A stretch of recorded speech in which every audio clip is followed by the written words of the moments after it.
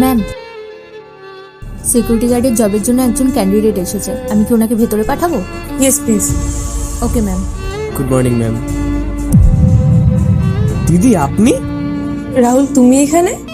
হ্যাঁ দিদি, আসলে এখানে সিকিউরিটি গার্ডের জবের জন্য ইন্টারভিউ চলছে না, তাই আমি এখানে ইন্টারভিউ দিতে এসেছি। কিন্তু আপনি এখানে? আমি যেখানে গার্ডের জব করতাম আপনি তো ওখানে হাউসকিপিং এর কাজ করতেন, তাহলে আপনি এখানে?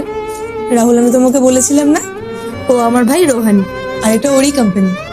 কি দিদি, এই কোম্পানিটা রোহান দাদার?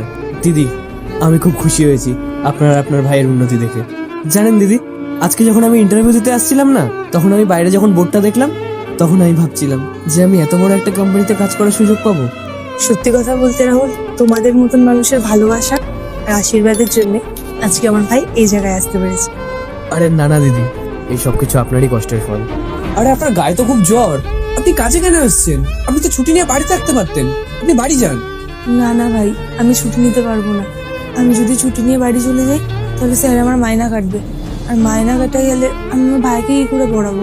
জানেন দিদি, একটা ভাইয়ের সফলতা সবাই দেখে, কিন্তু তার পেছনে তার দিদির যে কতটা পরিশ্রম থাকে সেটা কেউ দেখে না।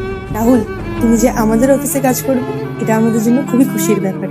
আর তুমি আমাদের অফিসে গার্ডেন না, আমাদের এখানে অ্যাকাউন্টেন্টের পোস্ট খালি আছে, তুমি অ্যাকাউন্টেন্ট হিসেবে জয়েন করো। আমি জানি তুমি হিসাবে খুব ভালো, আর তুমি যদি আমাদের কোম্পানি জয়েন করো এটা আমাদের জন্য খুবই সৌভাগ্যের ব্যাপার হবে।